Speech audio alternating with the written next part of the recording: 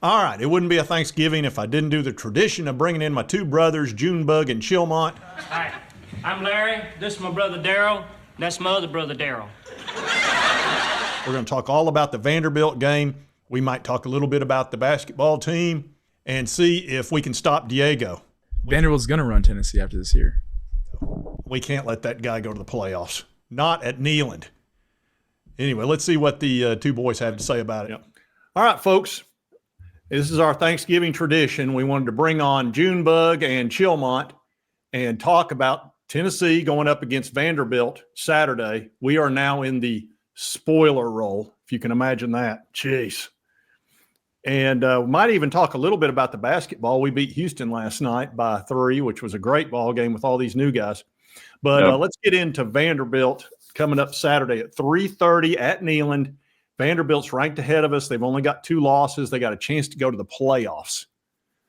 And Diego's been running his mouth, said he was going to run Tennessee this year and all that kind of crap. So let's start with Junebug. What do you think about this ball game, and how do you think this is going to play out? I think it's going to be a great ball game, and Vanderbilt, in my mind, is a little better than we are. What? I hate to say it. But, yeah, it's going to be an awesome atmosphere there in Neyland. Particularly with the Pavia party coming in. You got his mom coming in there and his brothers, and I bet he gets booed when they announce him in there. And, I bet so. I think it'll be just a great ball game. I look for it to come down to the last possession, to be honest with you. Do you think they'll have a drinking game for every time they show Pavia's mom during the ball game? She's kind of Pavia's mom's got it going on.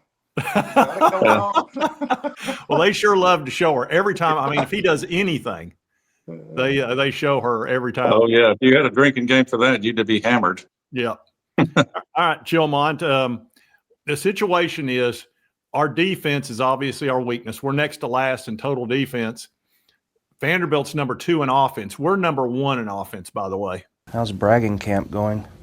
Yeah. Thank you, Joey Aguilar, and our wonderful coach, Josh Heupel. How do you think this plays out? Do you think we'll be able to stop him enough? Because I think we're going to have to score a ton. I think that's it's going to come down to like Alabama in 2022. We're going to have to outscore them because I don't know how well we'll be able to stop them, if at all. And it could come down to the last possession or two. We're that close, man. If our defense was just a little better, oh my gosh, we'd probably have 1 loss now. We would maybe be looking at a home game for the playoff, but obviously it didn't turn out that way, and those injuries killed us on defense. We stopped what was supposed to be a pretty good Florida offense cold in the first half. So, if they play a little inspired like that, who knows? If we can just hold them off a couple of possessions, I think would be enough to win the game. Well, the good thing at Florida is we play pretty much mistake-free. And That's like I it. was telling you guys before we went down there, there's no reason you couldn't go down there and beat the Gators, a 3-7 football team without a coach. Go down there and win the ball game, and they did. Having said that, if they come in here in Neyland Stadium and we, get 3 or 4 false start penalties, maybe turn the ball over, I know it. I hate those. lose the ball game. If we play clean, I think we win the ball game. Plus, the biggest factor is being in Neyland Stadium. That gives you 3 or 4 points right off the bat. So just go in there, play a clean game like you did at Florida, and you're going to walk away with the victory. Yeah, that win at Florida was absolutely huge to get that monkey off our back. 22 years we've been going down there and getting our butts kicked or losing in some inexplicable way. I've been down there. I was there 10 times and saw 2 wins and 8 losses. Yeah. Was the last trip we made down there with Doc, the 3 of us and Doc, in 2003. And that was the last win in Gainesville. That's really a remarkable. No, we were there in 2001. Well, in 2001 too, but the last time was 03.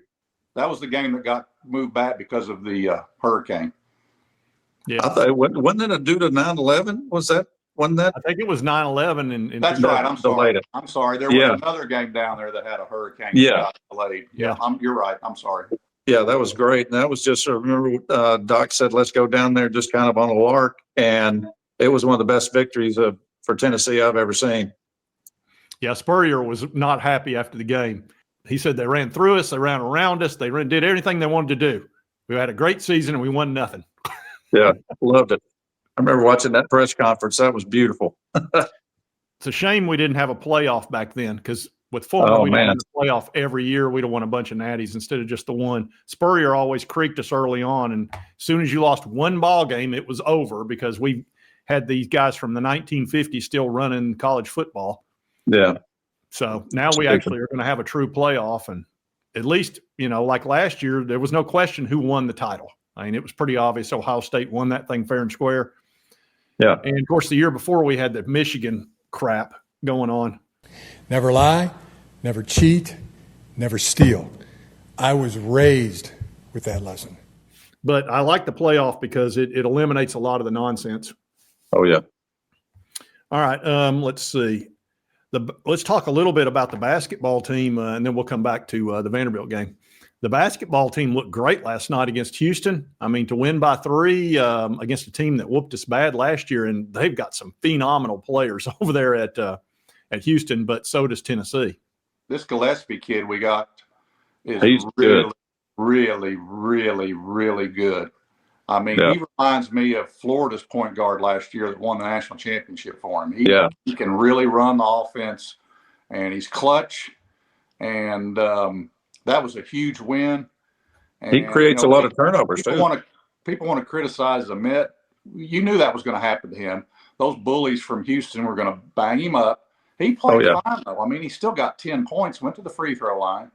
He's going to improve from that ball game. So I look for I don't think it was that big of a negative on Amit. I think he's going to get better, and this team could really do some great things. I agree. Amit he's so athletic. It's ridiculous. He's a true freshman, though, right? Yeah. Yes. So it's a big step up. It's a big transition from high school to D1. I don't care how big a high school you're at, to go into D1 SEC and playing, the number 3 team in the country. And they've got good bigs. They've got good shooters. It's tough. But Gillespie, man, he plays such good offense, but he plays good defense too. He creates a bunch of turnovers. He's our best player. Yeah, by far. He's better than Amit to me.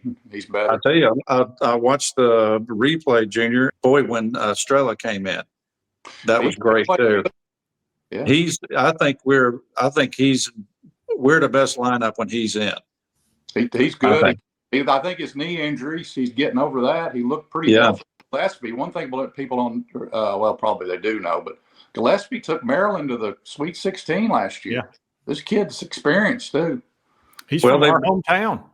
Yeah, that's right. Green Vegas, Tennessee, baby.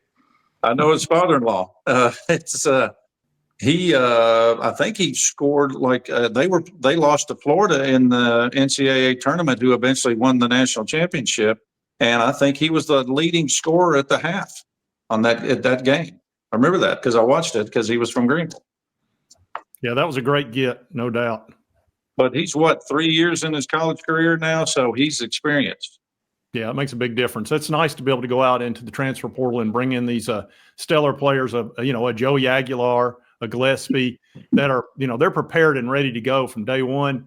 That was the one thing I thought Aguilar would bring to us, is tons of experience. And the thing is, those guys fought for everything they've ever gotten. They really had to work to get there. It's not some 5-star phenom like a Nico Iamaleava who just comes in and thinks you're supposed to just do everything for him and the players are supposed to lift him up. No, these guys come in to work, and they're getting it done. I mean, I love the portal, and it's really helped us a lot. Oh, yeah.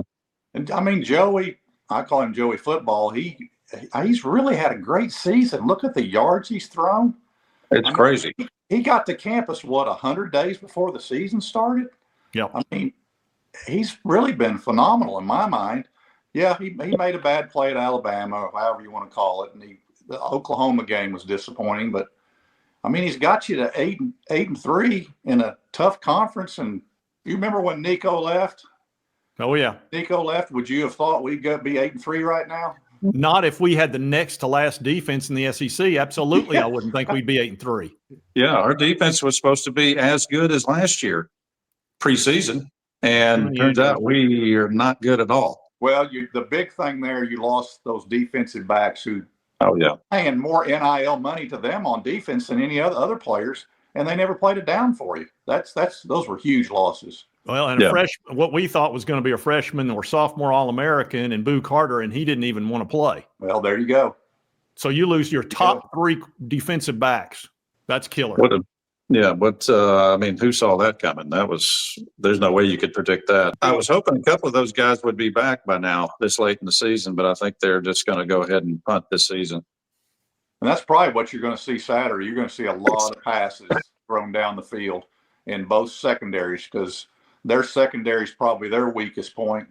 It is. And I'd say our secondary is probably one of our weakest on the defense. Yeah. So Next to last and they're last. It's going to be a pillow fight in that secondary. Oh, yeah. But again, it's I think you're right too, Junior. If we can play mistake-free or a relatively mistake-free, I think we win the ball game. Because we got the offense, and we've scored on everybody. That was obvious. Josh Heupel had gotten to Joey and said, look, we don't need to do anything crazy here against Florida. And they played the 2 safety high against us the entire game. It's like, just take the dunk and the little dunk shots and take your little 5-yard, 10-yard gains, and we'll wind up in the end zone. That's exactly what happened 4 straight times. Right down the field. Game over. Game was over. When we scored 28 points, the game was over right there, because there was no way Florida was going to score 28 points against us. They can't score 28 points. No. They would have had to make 5 scores, actually. And they come out at the start of the third quarter and they run the ball all the way down the field, take off like 8 or 9 minutes, and then miss a field goal. What are they doing? I know. I was sitting there watching that. I said, God, they're taking the entire third quarter just for one drive. Like I said, they're just no coach and 3-7. There was no way you should lose that ball game. And they're running the ball, and they're not even going fast. Like they're coming they're breaking out of the huddle slowly. Yeah. Oh yeah, taking their time, like they got all the time in the world. I don't know what that coach. He might not wanted to get embarrassed. It might have been God. This could be. He's probably just trying to get through this and move on. Well, we'll see what happens when Kiffin goes down there. How he does with it. We ain't going. No. Don't you even talk about that.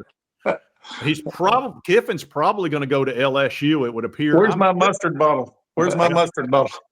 Here is my percentage odds on Kiffin going to LSU, Florida, or staying at Ole Miss. I'm at 75% LSU, 20% Florida, 5% he stays at Ole Miss. I would prefer he stayed at Ole Miss, but I just don't see it happening.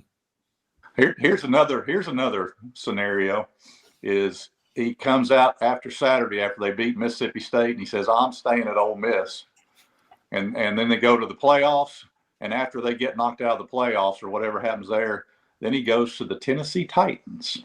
That's the rumor out there. Tennessee Titans. Oh my God! Because he can wait, see the pros. He doesn't need to make an announcement. No, he has to make the announcement Saturday. They're not going to let him. He could say, "I'm staying at Ole Miss," and stay. The playoffs are over, and then, hey, I'm going to the Titans. See you. Ole Miss is not going to tolerate that, I don't think, Junior. Boy, that would be that you want to make some Ole Miss fans mad. The old rug pull. I mean, they're already dealing with the rug pull, but if you don't have to sign a contract on Saturday. You can wait till after the playoffs. Even if he signed the contract, he could still leave, because the buyout for coaches when they leave is usually $1.09. $1.09. Kiffin's not. I mean, yeah, he's probably a changed man, but he's not. He could still be a weasel.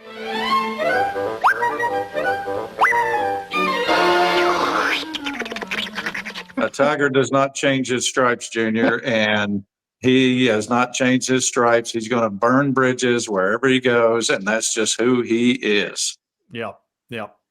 He's burned bridges everywhere he's been. And he just can't help being who he is, which is kind of a doucher. Yeah, Lane's going to be Lane. I don't care how much yogi he does. All right, folks. Well, bringing in my 2 brothers become a Thanksgiving tradition here on the YouTube, here on the Sports Talk J Show. We did it last year. I think we did it the year before. So that might be a new thing that we do every year. Big game Saturday. Got to stop Diego. Diego built. And if you like, and I hope y'all have a great Thanksgiving. And I hope this show was fun for you. Anyway, if you like this content, you know what to do. Hit that little button right there. Hit the subscribe button. And right over here's the most recent. And right over here's the most recent video that YouTube thinks you'll enjoy based on your viewing history. And we'll see you next time on Sports Talk J. Save the neck for me, Clark. Okay, Eddie.